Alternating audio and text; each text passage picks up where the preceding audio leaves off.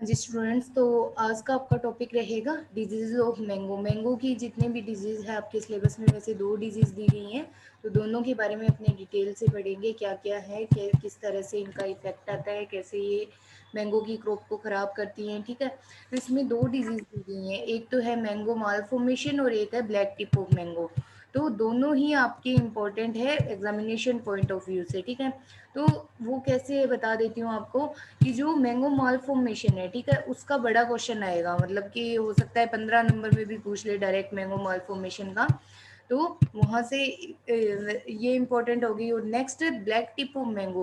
तो black tip of mango में से जो आपकी शॉर्ट क्वेश्चन आते हैं ना, मतलब 5 5 मार्क्स के जो क्वेश्चन बनते हैं या फिर जो 2 2 मार्क्स के क्वेश्चन आते हैं, उसमें पूछ ही लिया जाता है। मान के चलो कि एक क्वेश्चन तो पक्का आएगा ब्लैक टिप ऑफ मैंगो में से, चाहे उसका मतलब कि ऑब्जेक्टिव टाइप में क्वेश्चन आ जाए या फिर आपके शॉर्ट नोट्स के अंदर आ जाए, बट दोनों डिजीज़ है वो एग्ज़ाम में, एग्ज़ाम के मतलब 8 से 10 नंबर तो वो मैक्सिमम कवर करती ही है ये दोनों। तो दोनों एग्जामिनेशन पॉइंट ऑफ व्यू से इम्पोर्टेंट डिजीज़ है। ठीक है, तो सबसे पहले अपने देखते हैं मैंगो माल फॉर्मेशन के बारे में पढ़ेंगे। ब्लैक टिप ऑफ मैंगो में तो कुछ भी नहीं है, मतलब कि 2 मिनट की डिजीज़ है ये, तो इसमें बस ये ध्यान रखना है किसकी वजह से होती है और किस तरह से कंट्रोल कर सकते हैं। ठीक है, और मैंगो माल फॉर्मेशन की अगर बात करें तो क्या होता है मैंगो माल फॉर्मेशन, किस तरह से जो डिजीज़ है वो अपनी फसल को ख़राब करती है, किस तरह से इसका नुकसान पहुंचता है, इन सब के बारे में अपनी डिटेल स्टडी करते हैं।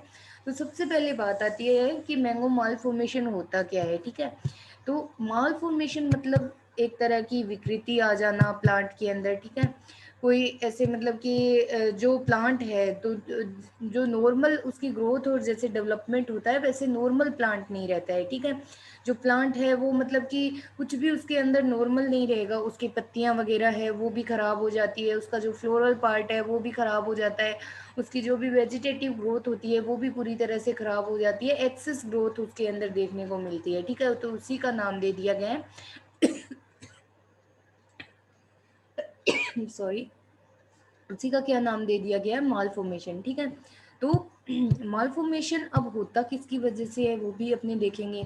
तो इसमें जनरल मतलब वैसे बताया गया है कि ये फंगल डिजीज है, बट जो माल फॉर्मेशन है वो सिर्फ एक फंगल डिजीज अपने उसको नहीं बोल के, वो क्या है, न्यूट्रिशन की कमी से भी हो जाता है, प्लस जैसे मतलब इन्वायरमेंटल कंडीशंस जो सही नहीं है तो उसकी वजह से माल फॉर्मेशन भी आ जाती है, फंगस की वजह से भी आती है, कुछ उसमें इंसेक्ट वेक्टर है वो भी अपना रोल प्ले करते हैं तो उसकी वजह से भी डिजीज़ आ जाती है। तो सिर्फ इसको फंगल डिजीज़ नहीं बोलेंगे, बहुत सारे कारण होते हैं माल फॉर्मेशन के। ठीक है, नेक्स्ट है it causes deformation of vegetative and floral tissue of mango. ठीक है, तो उनका डीफॉर्मेशन हो जाएगा, मतलब वो नॉर्मल उनका डेवलपमेंट नहीं हो पाएगा, नॉर्मल उसका विकास नहीं हो पाएगा। ठीक है, तो जितने भी मतलब कि वेजिटेटिव पार्ट्स हो गए प्लस फ्लोरल पार्ट हो गए, उसके जो टिश्यू होते हैं वो पूरी तरह से खराब हो जाते हैं, नॉर्मल ग्रोथ नहीं होगी, उसमें एक्सेसिव ग्रोथ हो जाती है, तो फ्रूट डेवलपमेंट नहीं होता है, तो इस तरह से उसका नुकसान पहुंचता है। ठीक है, नेक्स्ट देखिए मैंगो मालफॉर्मेशन डिजीज का एबनॉर्मल फ्लोवर। ठीक है,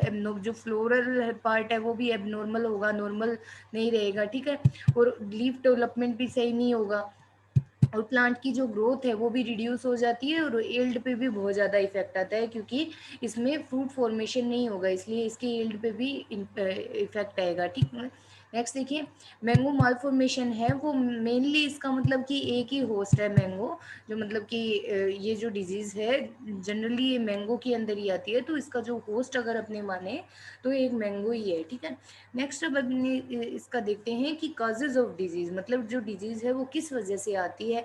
तो एक तो आप ध्यान रखना कि ये फ्यूजेरियम करता है, तो फ्यूजेरियम ऑक्सिस्पोरम, कहीं कहीं पे आपको फ्यूजेरियम मैंजीफेरी भी देखने को मिलेगा।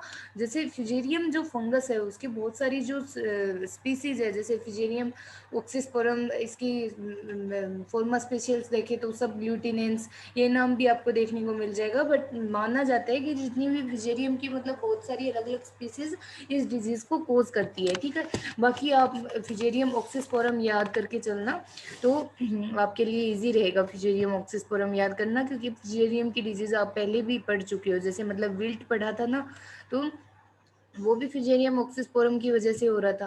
तो इसी तरह से ये वाली डिजीज़ है, ठीक है।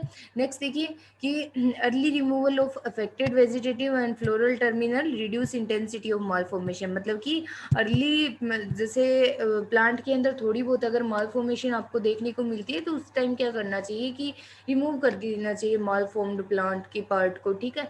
तो उससे क्या होता है कि डिजीज़ को कंट्रोल किया जा सकता है। नेक्स्ट ये कोजेज में तो वैसे ही इसमें डाल दिया है ये पोर्शन, बाकी मतलब अपने पढ़ रहे हैं कोजेज ऑफ डिजीज, मतलब जो डिजीज है वो आती किस वजह से है, ठीक है। नेक्स्ट अब इसमें देखते हैं, फर्स्ट तो कोज हो गया इसका कि फ्यूजेरियम करता है, फंगस करती है, ठीक है। नेक्स्ट देखिए कि डेफिशिएंसी ऑफ न्यूट्रिएंट्स, मतलब कोई ऐसे प्लांट के अंदर बहुत सारे जैसे न्यूट्रिएंट रिक्वायरमेंट होती है, तो पर्टिकुलर कोई न्यूट्रिएंट की कमी से भी ये मालफॉर्मेशन हो सकती है। नेक्स्ट है इन्वायरमेंटल कंडीशंस, जैसे मतलब आसपास जैसे जो ओरचार्ड है, ठीक है, अपना जो बाग है, बाग के आसपास का मतलब कि जो एरिया है तो वहाँ पे जैसे ज़्यादा पोल्यूशन होना, ठीक है, तो उसकी वजह से भी मालफॉर्मेशन हो सकती है। तो उस तरह से इन्वायरमेंटल जो कंडीशंस है तो उसकी वजह से भी मालफॉर्मेशन आ जाता है। नेक्स्ट इसमें जैसे मतलब कि जो माइट्स हैं, माइट्स मतलब कि जितने भी जो इंसेक्ट होता है माइट, ठीक है, माइट एक टाइप का इंसेक्ट है, तो उसकी वजह से भी मालफॉर्मेशन आ जाती है। कैसे वो कैसे रोल प्ले करता है, ये सेकेंडरी स्प्रेड का काम करता है माइट्स, ठीक है।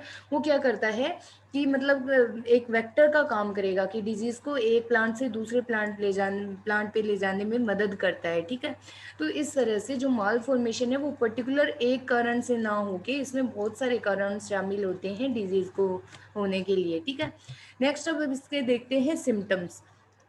तो सिम्टम्स तो आपको पहले भी मैं जैसे बताया है अभी अभी कि उसमें एबनॉर्मलिटी आ जाएगी, ठीक है, प्लांट है वो नॉर्मल नहीं रहेगा, ठीक है। Compact development of shoots, flowers and common science of mango malformation disease, ठीक है। मतलब एबनॉर्मल ग्रोथ होगी उसमें, मतलब नॉर्मल ग्रोथ नहीं रहेगी, जैसा इसमें पिक में भी आपको दिखाया गया है, यहाँ से भी आप देख सकते हो कि उसका जो शूट पोर्शन है उसके ऊपर भी जो लीव्स है उसकी एक्सेसिव ग्रोथ हो जाती है। जो फ्रूट है उस फ्रूट का डेवलपमेंट भी नहीं हो पाता है, ठीक है। और अगर फ्रूट का डेवलपमेंट हो गया है तो भी वो फ्रूट अच्छा नहीं रहता है।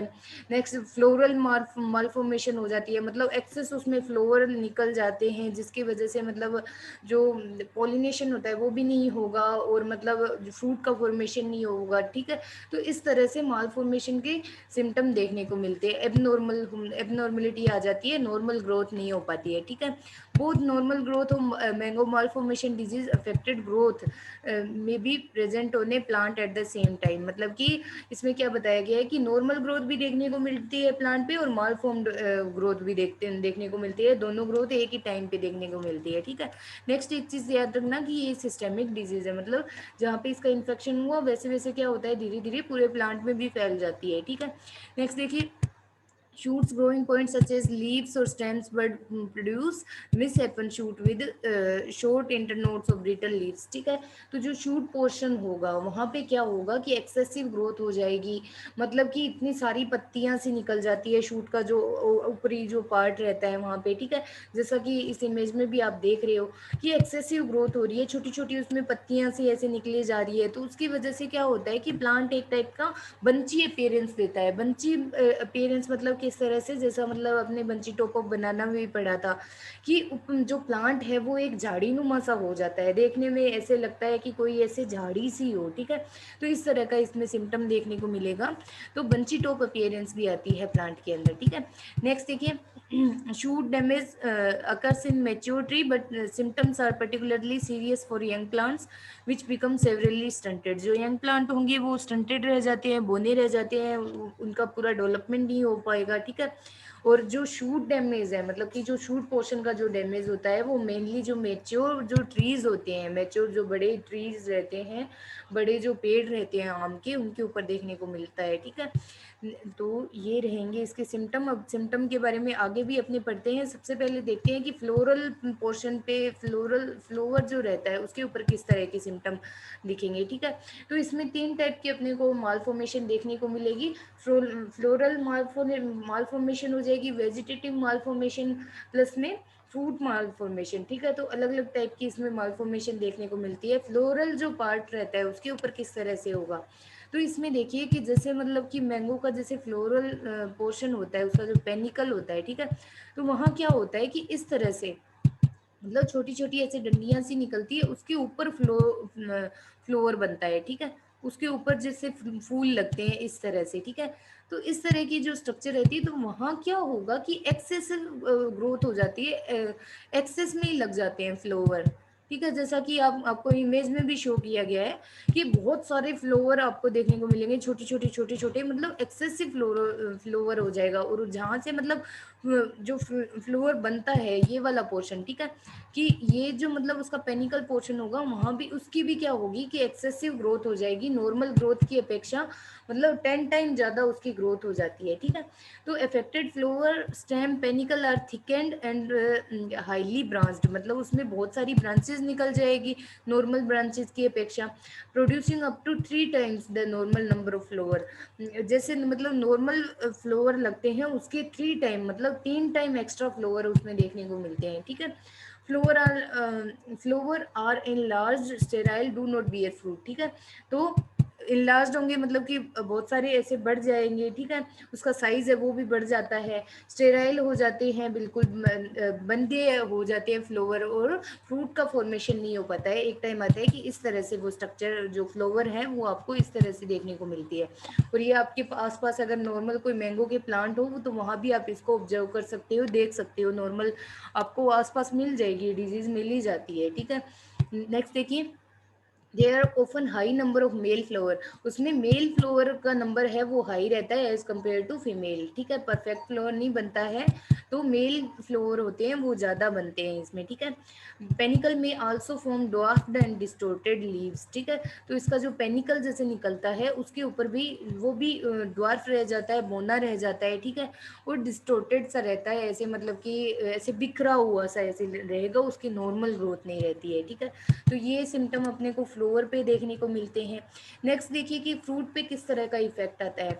तो जो माल फॉर्म्ड जो फ्रूट होता है वो मतलब कि ऐसा नहीं है कि जैसे मतलब फ्रूट कैसे फॉर्मेशन होगा, मतलब फ्रूट बन गया उसके बाद में अगर माल फॉर्मेशन आ रही है तो उसके ऊपर जो फ्रूट का पोर्शन होता है ना, उसके ऊपर अपने को कहीं कहीं एंथ्राक्नोज के सिम्टम देखने को मिलते हैं, मतलब छोटे छोटे ऐसे दाग से होंगे, ठीक है। तो बाकी मतलब कि इससे हेल्थ के ऊपर ज़्यादा कोई इफेक्ट नहीं आता है, मतलब इसका जो फ्रूट होगा वो ज़्यादा सड़ता नहीं है। सीवियर केसेस अगर आ जाते हैं, मतलब बहुत ज़्यादा अगर डिजीज आ चुकी है वहाँ पे, तो एक टाइम होता है कि जो फ्रूट है वो इस तरह से पूरी तरह से सड़ जाता है। बट अगर अर्ली इन्फेक्शन में तो उसमें अपने फ्रूट का अगर कंजप्शन करते हैं तो वो इजीली अपने उसको डाइजेस्ट कर सकते हैं, हेल्थ पे ज़्यादा कोई इफेक्ट नहीं आएगा, ठीक है। और जो फ्रूट पोर्शन होगा उस पर एंथ्राक्नोज के सिम्टम देखने को मिलते हैं। एंथ्राक्नोज मतलब इस तरह के छोटे छोटे दाग से धब्बे से आपको देखने को मिलेंगे फ्रूट के ऊपर, तो इस तरह का सिम्टम आएगा फ्रूट के ऊपर, ठीक है। नेक्स्ट अब इसमें देखते हैं वेजिटेटिव मालफॉर्मेशन। अब वेजिटेटिव मालफॉर्मेशन में क्या होगा, अब जैसा कि आपने फ्लोवर मालफॉर्मेशन में देखा था उसी टाइप से वेजिटेटिव मालफॉर्मेशन में आता है। तो सेम वही चीज़ कि जैसे सीडलिंग जो स्टेज होती है, सीडलिंग इसकी तैयार की जाती है, ठीक है। तो उस टाइम में जो मालफॉर्मेशन आती है उसी को बोला गया है वेजिटेटिव मालफॉर्मेशन। तो इसकी जो सीडलिंग होती है उसमें जैसे मतलब एक्स्ट्रा उसमें ब्रांचेस निकल जाएगी, उसकी जो पत्तियां होती है वो नॉर्मल पत्ती की अपेक्षा छोटी छोटी छोटी छोटी एक्स्ट्रा उसमें ग्रोथ हो जाएगी। हाइपरट्रोपी के आपको सिम्टम भी उसमें देखने को मिलेंगे कि एक्स्ट्रा एक्स्ट्रा ग्रोथ होती रहेगी। इधर दिखाया गया है कि एक तो ये देखिए कि हेल्दी सीडलिंग है और ये डिजीज सीडलिंग है, इस तरह से उसके सिम्टम दिखेंगे। यहाँ भी आप देख सकते हो, ठीक है। बोनी रह जाती है, मतलब उसका जो पूरा डेवलपमेंट नहीं हो पाएगा, ठीक है। अफेक्टेड जैसे नर्सरी का जो प्लांट रहता है उसके ऊपर जो प्लांट रहेगा वो बोना रह जाएगा, उसका मतलब कि एक्स्ट्रा ग्रोथ होती रहेगी, नॉर्मल जो प्लांट का डेवलपमेंट नहीं होगा, बंची टॉप अपीयरेंस आ जाती है, प्लांट है वो झाड़ी नुमा दिखेगा, ठीक है। तो इस तरह के इसके सिम्टम कहाँ दिखते हैं अपने को, इसको क्या बोला जाता है वेजिटेटिव मालफॉर्मेशन, जो कि नर्सरी के अंदर आता है, ठीक है। इसका शूट पोर्शन है, ठीक है, जो मतलब कि शूट पोर्शन होगा ये, ठीक है। यहाँ से भी आप देख सकते हो इस इमेज से कि वो भी स्वोलन हो जाता है, उसकी जो साइज है वो ज़्यादा बढ़ जाएगा, ठीक है। और बोना रह जाएगा नॉर्मल की, एक तो ये देखिए नॉर्मल है और ये डिजीज प्लांट है, ठीक है। यहाँ भी आपको फर्क देखने को मिल सकता है, ठीक है।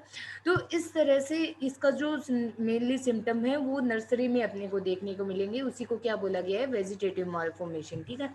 नेक्स्ट अब देखिए फ्लोरल मालफॉर्मेशन। फ्लोरल मालफॉर्मेशन तो अपने वैसे पढ़ लिया है, बाकी दोबारा से एक बार देख लेंगे कि जो फ्लोवर है, ठीक है, वो इनलार्ज्ड हो जाता है, उसका जो एक्स्ट्रा फ्लावर निकलेंगे, और परफेक्ट फ्लावर के कंपैरिजन जो मेल फ्लावर है वो ज़्यादा निकलेंगे, ठीक है। और बुशी अपीयरेंस देता है प्लांट, ऐसे झाड़ीनुमा सा हो जाएगा, एक्स्ट्रा फ्लावर निकलेंगे, उसका जो पेनिकल है उसका भी साइज बढ़ जाता है, और ऐसा वो डीफॉर्म्ड रह जाता है, ठीक है। तो इस तरह की फ्लावर पे सिम्टम अपने को देखने को मिलेंगे। और नेक्स्ट है कि जो ये तो देखिए इसके सिम्टम दिखाए गए हैं, यहाँ से भी आप देख सकते हो, ये मैच्योर ट्री पे जैसे मतलब सिम्टम इस तरह के देखने को मिलते हैं आपको, ठीक है। तो नेक्स्ट है कि आपको क्या बोला है कि how does mango malformation disease spread, मतलब एक प्लांट से दूसरे प्लांट पे जाती कैसे है ये डिजीज, ठीक है।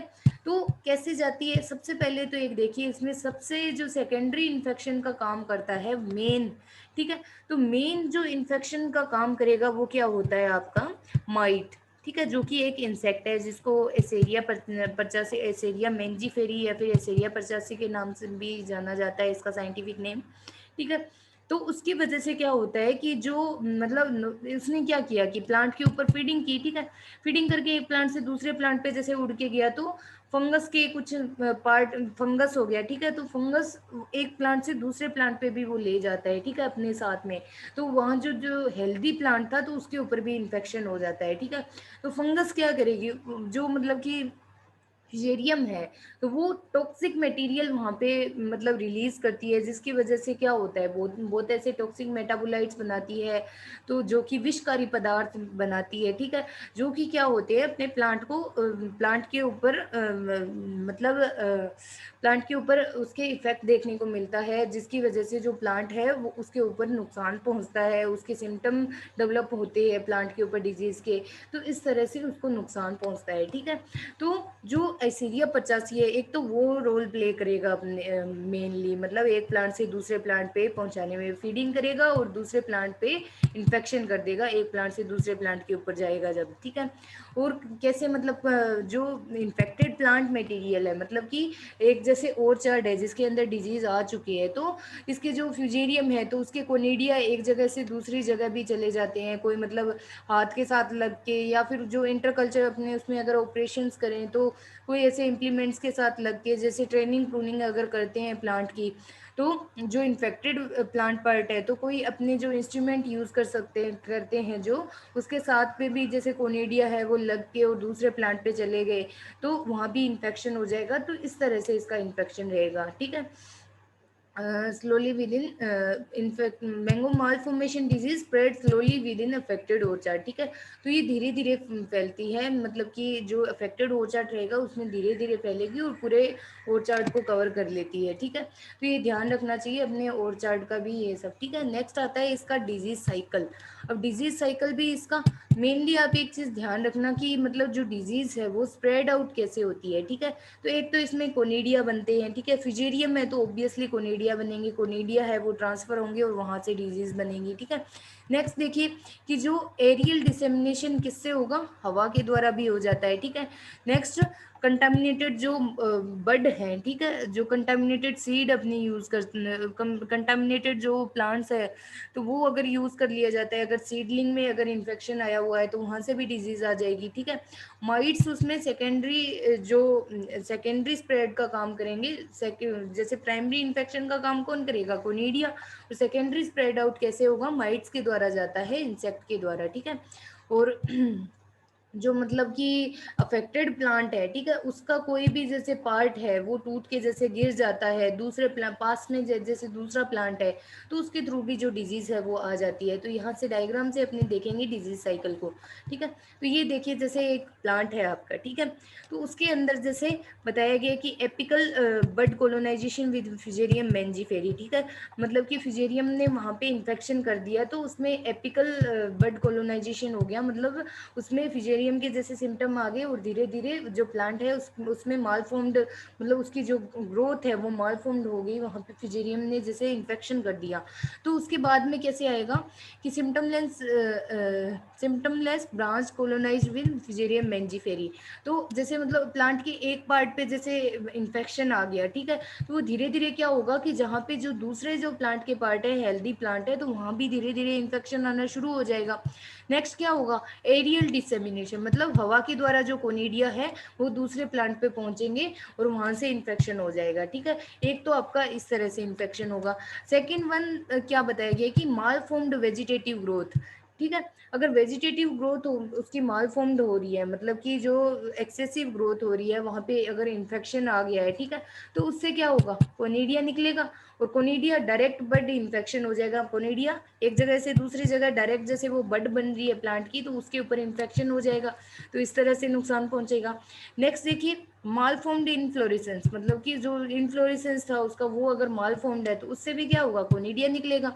और उससे भी क्या होगा आगे कि जैसे सेकेंडरी इन्फेक्शन है, तो वो जैसे माइट्स है तो वो fall on leaves and move the conidia in the passive manner, मतलब कि एक प्लांट से दूसरे, एक प्लांट पे फीडिंग की उसने माइट्स ने, तो वहां से उसने जो फंगस है वो उसके साथ चिपक गई, और जो दूसरे हेल्दी प्लांट पे जैसे फीडिंग करेगी तो वहां भी वो क्या करेगी, एंट्री दे देगी फंगस को, तो उससे भी एंट्री मिल जाएगी और वहां पे इन्फेक्शन हो जाएगा। तो इस तरह से इसका जो डिजीज साइकिल है वो चलता है, ठीक है। दो तीन चीजें ध्यान रखना, जो प्राइमरी इन्फेक्शन है वो कोनिडिया के थ्रू होगा, और जो कोनिडिया है वो कैसे भी फैल सकते हैं, हो सकता है वेजिटेटिव पार्ट में अगर मालफॉर्मेशन आ गई तो उसके थ्रू भी हो गया, या फिर फ्लोरल मालफॉर्मेशन हो गई तो उसके थ्रू भी आ सकता है। तो इस तरह से उसकी जो इन्फेक्शन है वो होगा कोनिडिया का, या फिर जो इसका सेकेंडरी इन्फेक्शन है वो किसके थ्रू होगा, माइट के थ्रू होगा, ठीक है।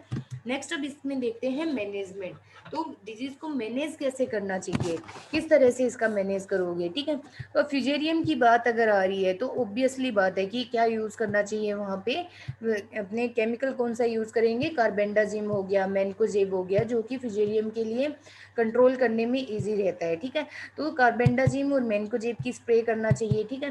नेक्स्ट है प्रूनिंग करनी चाहिए प्लांट्स की, जैसे मतलब अफेक्टेड जो प्लांट पार्ट है वो अपने को इजीली विजुअलाइज रहते हैं, तो उनको क्या करना चाहिए कि पूरी तरह से तोड़ के और पूरी तरह से नष्ट कर देना चाहिए अपने ओरचार्ड से, मतलब जो बाग है बाग से पूरी तरह से खत्म कर देना चाहिए। साथ में जैसे मतलब अगर प्रूनिंग कर रहे हैं तो इस पार्ट पे जैसे आप यहाँ पे देख रहे हो कि आ रही है डिजीज, ठीक है, तो उससे 15 से 20 सेंटीमीटर तक का जो पार्ट होता है उसको पूरी तरह से काट देना चाहिए। क्यों? क्योंकि ये जो डिजीज है वो सिस्टेमिक होती है, जो हेल्दी दिखता है, मतलब कि दूसरा जो पार्ट है वो हेल्दी तो दिखेगा लेकिन उसके अंदर भी आपको इन्फेक्शन लेटर स्टेज में उसके ऊपर भी इन्फेक्शन देखने को मिल सकता है, तो इसलिए उसको भी पूरी तरह से काट के ख़त्म कर देना चाहिए, ठीक है। नेक्स्ट है ट्रेनिंग प्रूनिंग, बता दिया कि ट्रेनिंग प्रूनिंग करनी चाहिए, प्लस अपने जो फील्ड है उसकी भी पूरी तरह से क्लीनिंग करनी चाहिए, जिससे क्या होता है कि इंसेक्ट पेस्ट वहाँ पे मतलब नहीं आए। तो इस तरह जो इंसेक्ट पेस्ट को रोकने के लिए अपने क्या करते हैं, इंसेक्टिसाइड का भी यूज़ करेंगे, तो फोलियर स्प्रे करना चाहिए। इंसेक्टिसाइड कौन सा रहेगा, मेटासिस्टोक हो गया, फोस्फोमिडोन हो गया, तो इनका भी स्प्रे करना चाहिए अपने ओरचार्ड के अंदर, ठीक है। नेक्स्ट आता है एक हार्मोनल स्प्रे, कौन सा, NAA, ठीक है, नेप्थिलिन एसिटिक एसिड का स्प्रे करना चाहिए 200 ppm। तो ये नेप्थिलिन एसिटिक एसिड है, इसका पूछ लिया जाता है आपके 1 मार्क्स के क्वेश्चन में ऑब्जेक्टिव टाइप में, तो ये ध्यान रखना। तो हार्मोनल स्प्रे करना चाहिए NAA का, जो कि इफेक्टिव रहता है। ये क्या करता है, जो मतलब प्लांट की जो एक्सेस ग्रोथ होती है तो उसको वो स्टॉप कर देगा, एक्सेस ग्रोथ नहीं होगी वहाँ पे, तो डिजीज काफ़ी हद तक मैनेज की जा सकती है, ठीक है। तो NAA का स्प्रे भी करना चाहिए, ठीक है। नेक्स्ट है to avoid introducing mango malformation disease on your property, establish new planting with pest free nursery stock।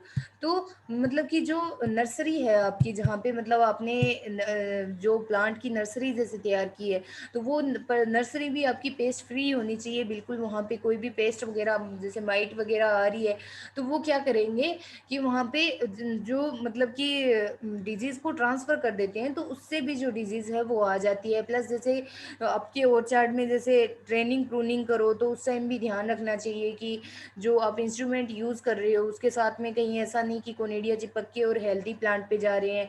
Plus जैसे प्लांट के आपके ओरचार्ड में अगर कोई एंट्री ले, मतलब कि कोई पर्सन भी अगर वहाँ पे जा रहा है, ठीक है, तो अब उसके पास जैसे कोई भी इम्प्लीमेंट्स वगैरह है, कोई इंस्ट्रूमेंट अगर वो वहाँ पे यूज़ कर रहा है, तो वो भी देखना चाहिए कि वो पूरी तरह से इन्फेक्शन फ्री होना चाहिए। ऐसा नहीं कि उसके साथ चिपक के और दूसरे मतलब कि एक फील्ड से दूसरे फील्ड में जैसे जो कोनिडिया है वो ट्रांसफ़र हो जाए, तो उससे भी जो डिजीज़ है वो आ सकती है, ठीक है। तो ये चीज़ सब बातों का भी ध्यान रखना चाहिए। और मैनेजमेंट में क्या क्या चीज़ें आ जाएंगी, एक तो इंसेक्टिसाइड का स्प्रे करना चाहिए, एक हार्मोनल स्प्रे हो जाएगा आपका NA। नेक्स्ट आपके फंजीसाइड कौन से डालोगे, उसमें कार्बेंडाजिम हो गया, मैनकोजेब हो गया, इनका स्प्रे करना चाहिए। नेक्स्ट आपका कौन सा रहेगा, प्रूनिंग करनी चाहिए। एक इसमें रेजिस्टेंट वेराइटी भी दी गई है कि तो रेजिस्टेंट वेराइटी कौन सी है, इलायची, ठीक है। इलायची मैंगो की रेजिस्टेंट वेराइटी है, कहीं आप इसको क्रॉप ही समझ लो अलग से, तो रेजिस्टेंट वेराइटी भी यूज़ करनी चाहिए। तो ये इसका क्या रहेगा, आपका मैनेजमेंट रहेगा, ठीक है।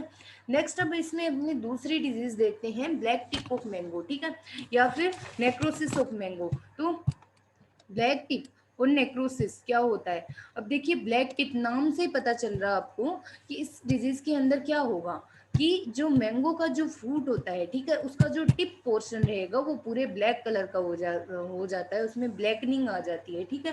तो उसी को बोला गया है ब्लैक टिप ऑफ मैंगो, ठीक है। और ये ब्लैकनिंग होगी किस वजह से, नेक्रोसिस हो जाता है वहाँ पे टिप पोर्शन पे, ठीक है।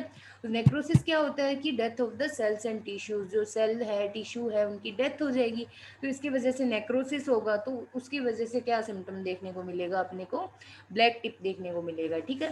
तो नेक्स्ट अब इसमें आता है कि ये जो डिजीज़ है वो कहाँ कहाँ मतलब कि ज़्यादा इन्फेक्शन ज़्यादा पाई जाती है, तो यूपी, पंजाब, बिहार, वेस्ट बंगाल, ठीक है। तो इन सब जगह पे ये जो डिजीज़ है वो ज़्यादा आती है। नेक्स्ट देखिए, इसको एक चीज़ ध्यान रखना, इसमें मेंशन नहीं किया गया है लेकिन आप इसको लिख लेना, इस डिजीज़ को सबसे पहले बिहार के दरभंगा ज़िले में रिपोर्ट किया गया था। बिहार के दरभंगा ज़िले से मतलब इसको सबसे पहले रिपोर्ट किया गया था। तो बाद में फिर इसका धीरे धीरे जैसे पता चला कि सभी जगह मतलब पंजाब, हरियाणा, इनमें भी ये फैल रही है, ठीक है। और साउथ इंडिया में बहुत कम ये जो डिजीज़ है वो पाई जाती है, ठीक है।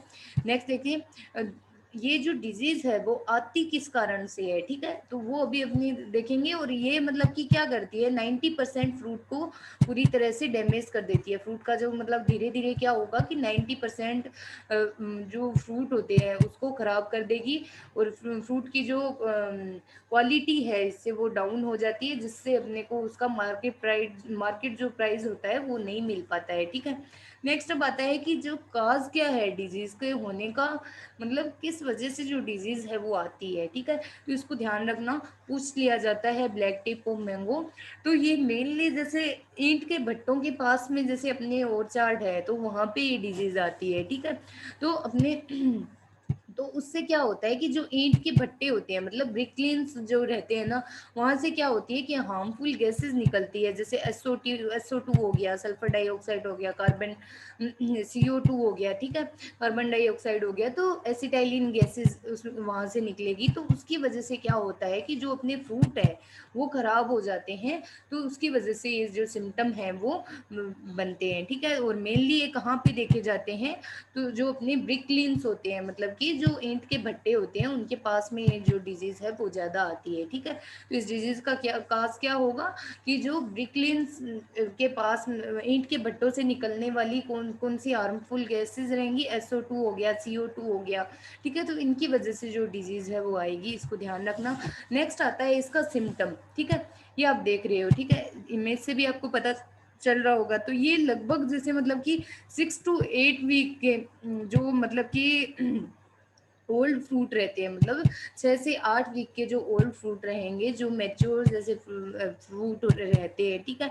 तो या फिर उसकी जो राइपनिंग जो स्टेज है मतलब जो पूरी एक तरह से मतलब मैच्योर हो चुके हैं फ्रूट, ठीक है, उसके ऊपर ये जो डिजीज है वो देखने को मिलती है। नेक्रोसिस हो जाती है टिप पोर्शन पे, ठीक है। नेक्रोसिस मतलब हिंदी में बोलते हैं उत्तक्षय हो जाता है, टिप पोर्शन पे उत्तक्षय होगा, जिससे क्या होगा कि वहाँ पे उसके जो सेल्स टिश्यूज है वो खत्म हो जाएंगे, जिसकी वजह वजह से ब्लैक कलर का धब्बा पड़ जाता है वहाँ पे, और इसमें जो जूस होता है मैंगो का, जैसे जूस होता है ना, उसकी जगह से ऐसे मतलब कि ब्लैक कलर का ऐसे लिक्विड सा निकलने लग जाता है, ठीक है।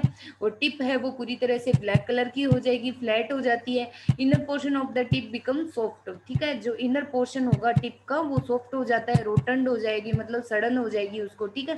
और secretion of dark brown liquid, और उसके अंदर डार्क ब्राउन कलर का लिक्विड भर जाता है जूस की जगह, ठीक है। तो इस चीज़ का ध्यान रखना, ये इसके मेनली रहेंगे सिम्टम। नेक्स्ट देखते हैं मैनेजमेंट। तो मैनेजमेंट इसका किस तरह से करना चाहिए, तो मैनेजमेंट में क्या चीज़ें आएगी, आपको पता है कि ये जो ईंट के भट्टों के पास ये डिजीज़ है वो ज़्यादा आती है, क्योंकि वहाँ से हार्मफुल गैसेस निकलती है। तो क्या करना चाहिए, अपने ओरचार्ड को ईंट के भट्टों के पास में बिल्कुल भी नहीं लगाना चाहिए, मैंगो के ओरचार्ड को, ठीक है। प्लस जैसे मतलब ये जो डिजीज़ है वो बोरोन की कमी से भी आती है, तो किसका छिड़काव करना चाहिए, वहाँ पे बोरेक्स का छिड़काव करना चाहिए, 3 से 4 kg पर 500 लीटर वाटर के में डाल के 1 से 2 स्प्रे, ठीक है, फ्लोरिंग स्टेज में। और थर्ड जो स्प्रे होगा वो फ्रूटिंग स्टेज में इसका स्प्रे करना चाहिए, ठीक है। और ब्रिकलिन्स जो मतलब कि ईंट के भट्टे हैं वो गार्डन के पास में नहीं होने चाहिए, अगर है तो जो चिमनी का जो साइज़ है, ठीक है, तो चिमनी का जो साइज रहेगा उसको वो कितना होना चाहिए, लगभग 15 से 18 मीटर की हाइट होनी चाहिए उसकी, ठीक है। और जो मतलब कि प्लांटिंग डिस्टेंस है वो ब्रिक लेन से वो भी मतलब कि दूर होनी चाहिए, और distance of planting of new garden trees east to west के अंदर उसकी प्लांटिंग होनी चाहिए 1 से 6 किलोमीटर पे, ठीक है। और नॉर्थ टू साउथ कितना रहेगा, 0 से 0.8 किलोमीटर उसमें बताया गया है, ठीक है। 1.6 किलोमीटर है, सॉरी 1 से 6 नहीं है, 1.6 किलोमीटर बताया गया है, ठीक है। और या फिर क्या करना चाहिए, जो फ्रूट है उसको, जैसे मैच्योर फ्रूट है तो ऐसे कुछ प्लास्टिक के जैसे पेपर ऐसे बैग आते हैं जिनको फ्रूट के ऊपर चढ़ा देना चाहिए, जिससे जो मैच्योर फ्रूट रहेंगे, जैसे पूरी तरह से अगर वो मैच्योर नहीं है, मैच्योरिटी स्टेज की तरफ है, तो उससे क्या होगा कि अपने फ्रूट को प्रोटेक्ट कर सकते हैं हार्मफुल गैसेस से, ठीक है। तो ये रहेगा मेनली इसका मैनेजमेंट में क्या चीज़ ध्यान रखना है, एक तो बोरेक्स का छिड़काव करना चाहिए, प्लस चिमनी के भट्टों से दूर होना चाहिए, जो मतलब आपका ये ओरचार्ड है ये। तो इसमें 1-2 पॉइंट है वो आप ध्यान रखना। तो थैंक यू वेरी मच, यहाँ पे आपके मैंगो की दोनों डिजीज़ है वो कंप्लीट होती है। Thank you class.